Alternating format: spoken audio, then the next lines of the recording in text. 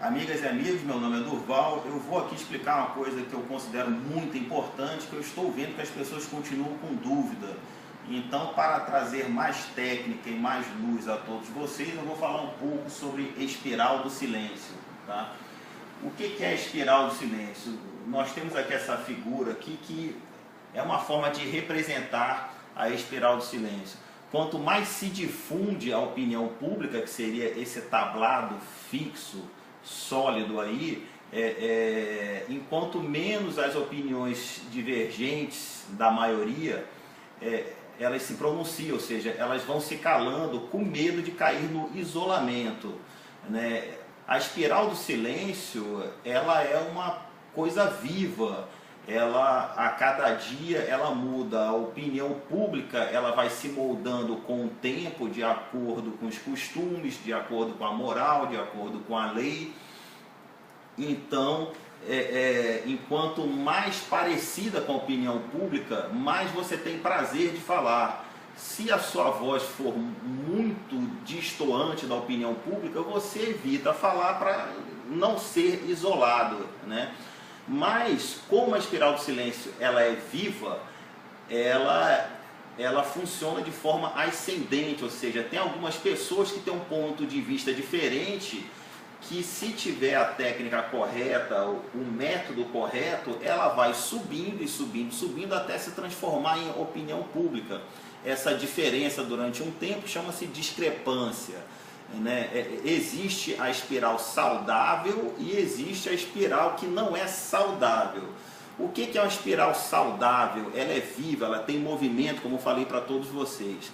As pessoas ajustam a sua própria opinião à da maioria. Se a maioria, falta aqui, é a média de um modelo positivo, não haverá divergências na opinião pública e tenderá a uma opinião única. Isso ocorre naturalmente. Naturalmente a sociedade começa a aceitar as minorias, naturalmente a sociedade começa a se corrigir, né? E naturalmente a sociedade se transforma numa sociedade saudável. As pessoas pensam muita coisa, mas refletem antes de falar, então elas falam pouco, para não se transformarem em pessoas não benquistas ou para não ficarem isoladas, mas é assim que funciona. É muito importante que vocês saibam disso. As pessoas ajustam a sua própria opinião à da maioria. Se a maioria, está faltando aqui, é a média de um modelo positivo, não haverá divergências na opinião pública e tenderá a uma única opinião. Tá? Agora eu vou ensinar para vocês como destruir o Brasil. O que eles estão fazendo? Estão destruindo o Brasil. Como? Transformando a opinião pública. Com a interferência do governo, eles estão modificando a opinião pública artificialmente. Então vamos ensinar aqui como é que se destrói o Brasil. Passando para esse quadro de cá, são os mecanismos condicionantes da espiral do silêncio. Eu vou explicar o que é acumulação, consonância e ubiquidade. Tá? O que é acumulação? É o excesso de exposição de determinados temas na mídia. Ou seja, a mídia fica colocando coisas e coisas e coisas para que a população só enxergue aquilo. Agenda setting funciona mais ou menos assim. A mídia, né, que é o Estado no nosso caso, determina a pauta da opinião pública ao destacar determinados temas e preterir, ofuscar ou ignorar tantos outros. O que o nosso governo está fazendo hoje?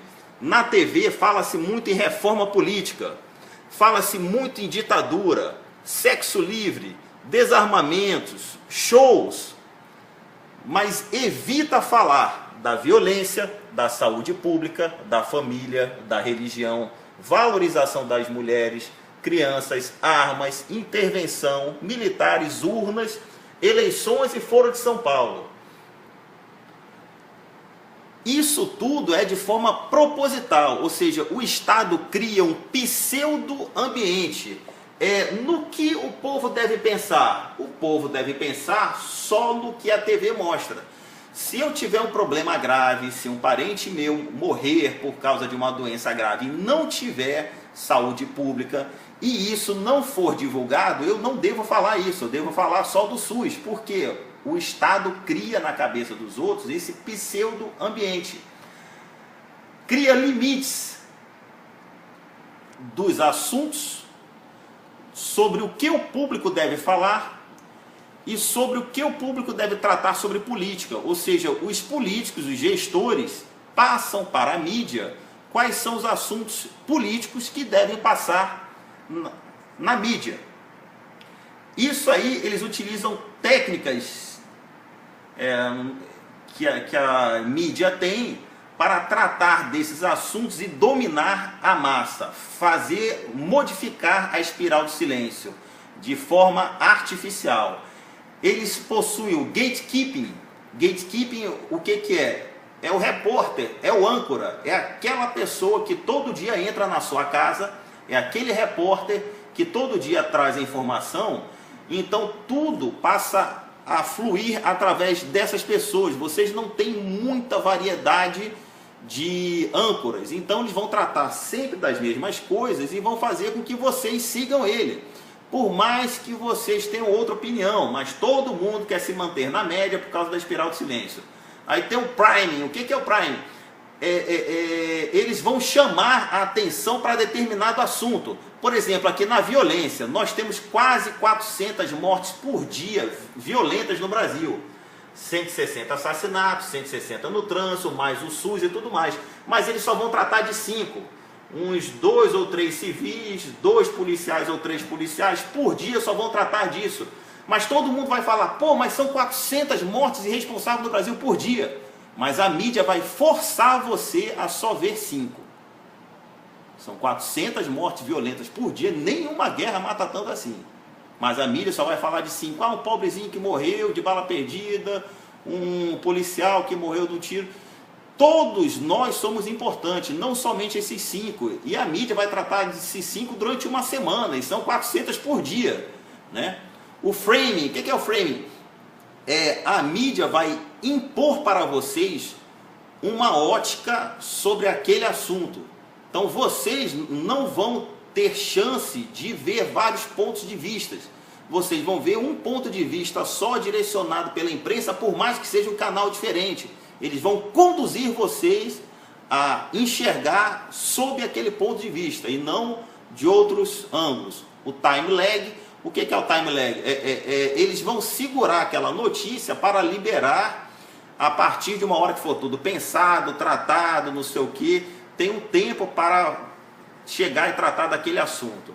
Continuando dos mecanismos condicionantes da espiral de silêncio, a gente falou sobre a acumulação, nós vamos falar sobre consonância. Consonância é a forma semelhante como as notícias são produzidas e veiculadas.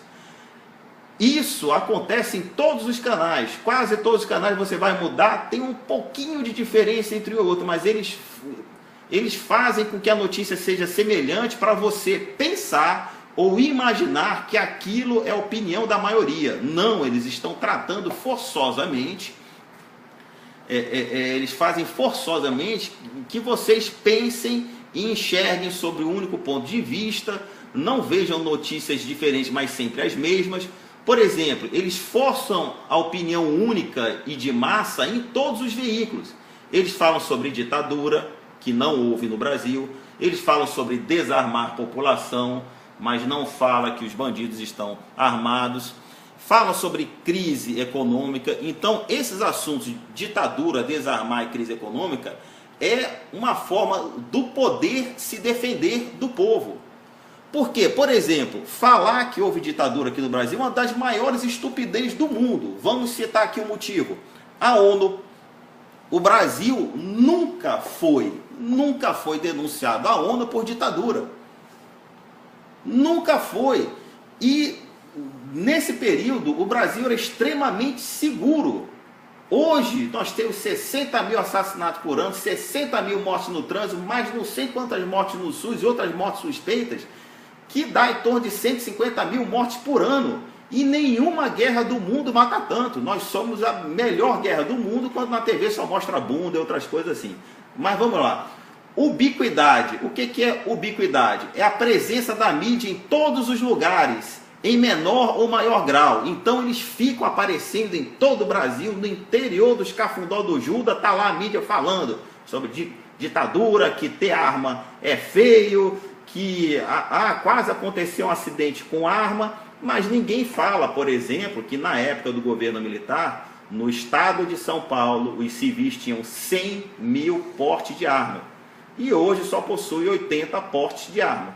E antes o estado de São Paulo era muito mais seguro. E hoje é inseguro, porque as pessoas não têm armas para se defender. Mas a TV mostra o tempo todo, não, que ter arma em casa é perigoso. Quando morre uma pessoa, eles ficam falando daquilo durante um mês todo.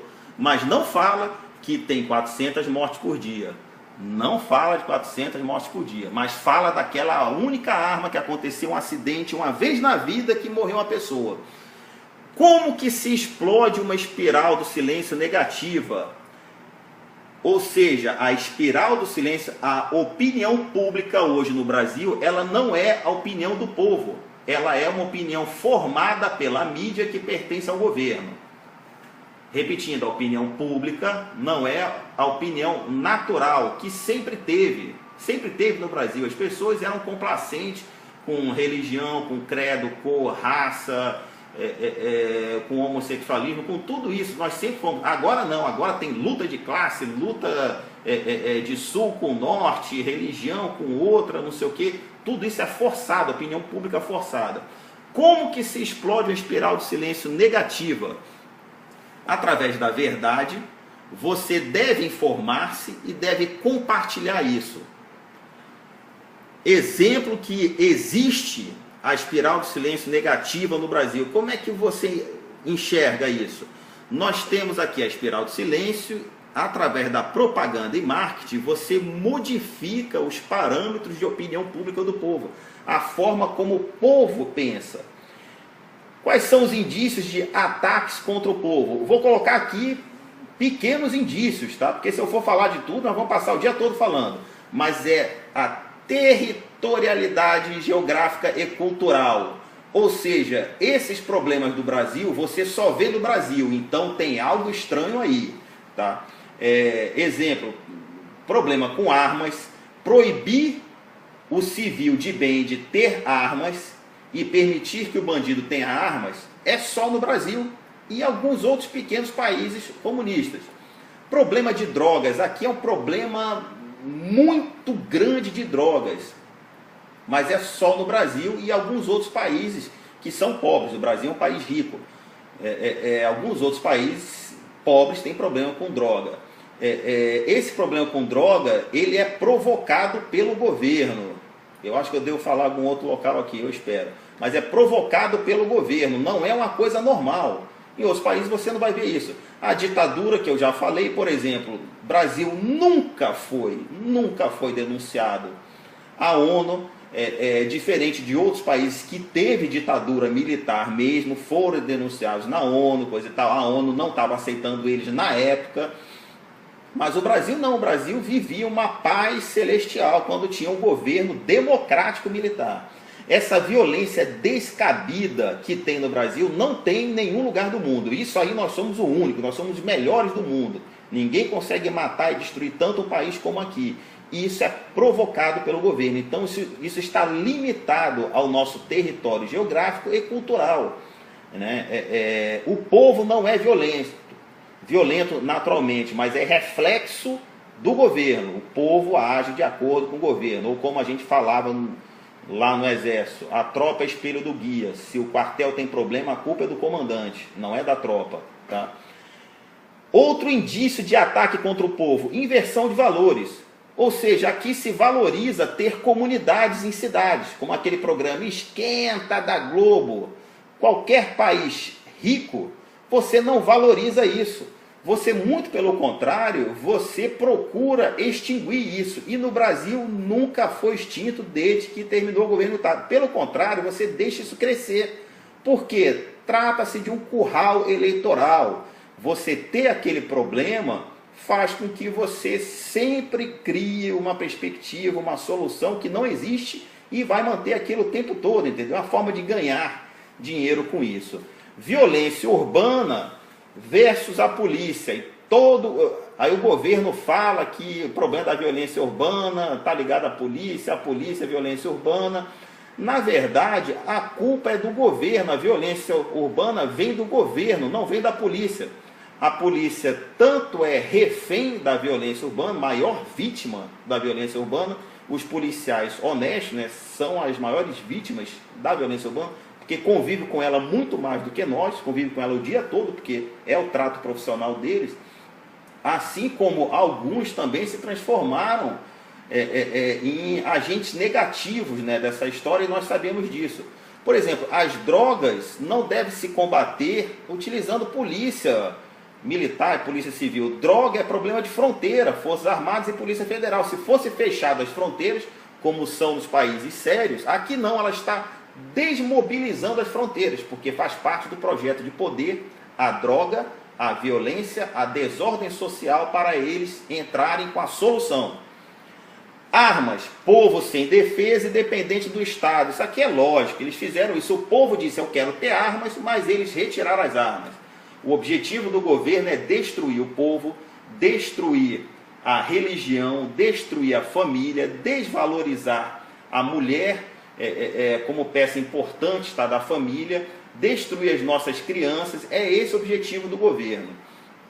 Crise econômica. O Brasil nunca, é um dos poucos países do mundo que nunca deveria passar por uma crise econômica, porque nós temos água, energia, que foi toda a energia disponível hoje do Brasil provém de obras da época do governo militar. Em 21 anos, eles projetaram toda a energia do Brasil. Alimentos, nós alimentamos o mundo todo, então não vai faltar alimento nunca. Riquezas minerais nós temos, ou seja, nós não temos nenhum fator que poderia gerar, no caso, a pobreza ou uma crise econômica. Porque o planejamento estratégico do governo militar nos 21 anos fez com que hoje, no Brasil, nós tivéssemos todas as rodovias federais, todos os portos que tem hoje. Não foi construído nenhum porto, a não ser em Cuba, Uruguai, outros países.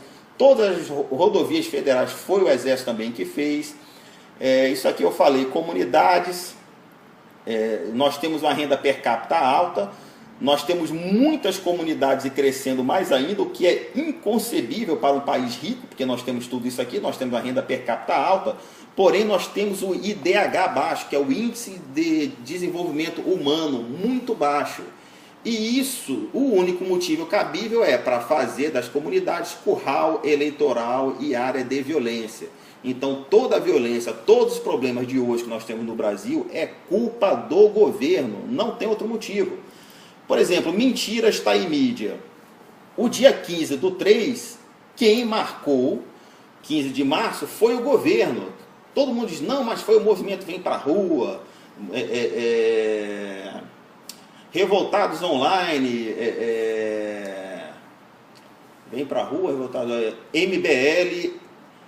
Aí as pessoas falam assim: não, foram eles. Não, mas esses movimentos são pagos pelo governo, são financiados pelo governo.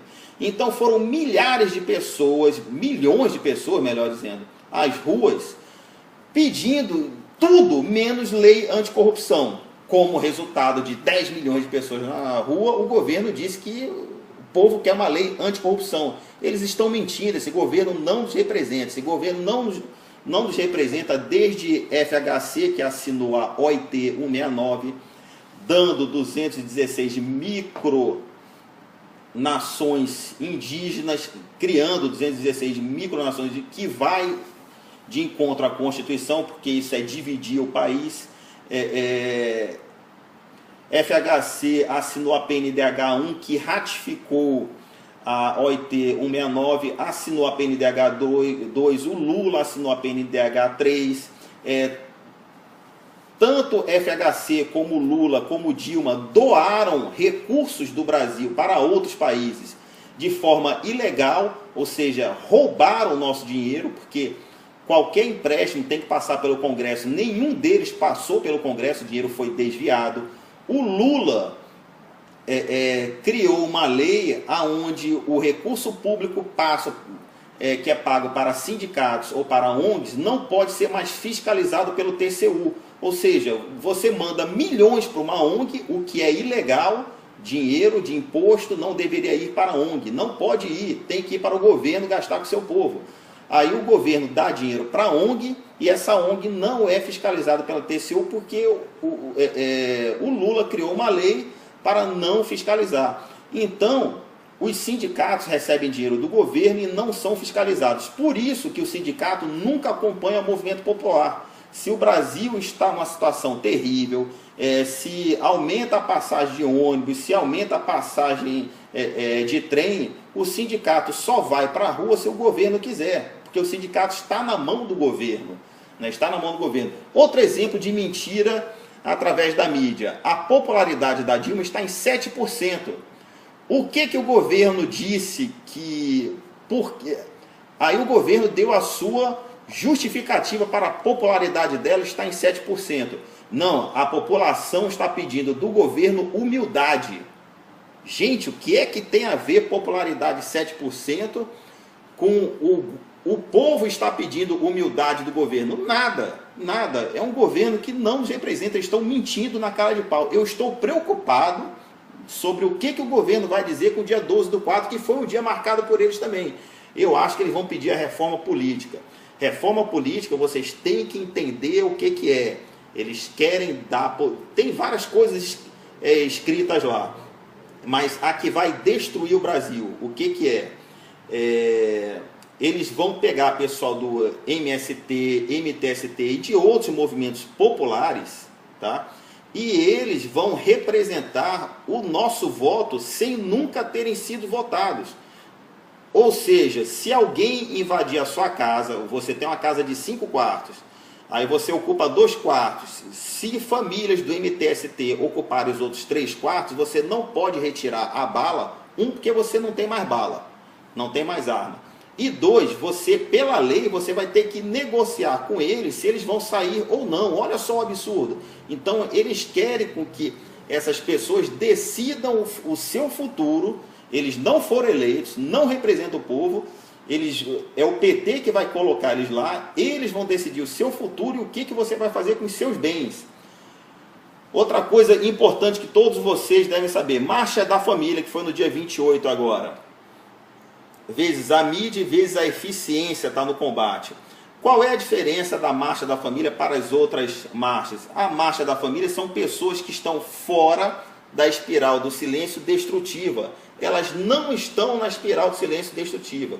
São pessoas que na verdade são formadores de opinião ou multiplicadores. São pessoas que não vão para o movimento que vai para as ruas por causa de trio elétrico, por causa de pessoas famosas.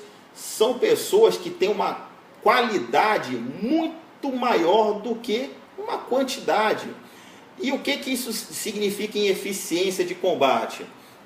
Ora, nós temos na história, comprovadamente, que diversos exércitos muito menores venceram exércitos muito maiores porque tinha uma qualidade muito boa. Então as pessoas da Marcha da Família, todos sabem qual é a real situação do país. Por exemplo, aqui no Brasil, quando se foi combater a guerrilha do Araguaia, que demorou muitos anos, o exército ele teve diversos problemas,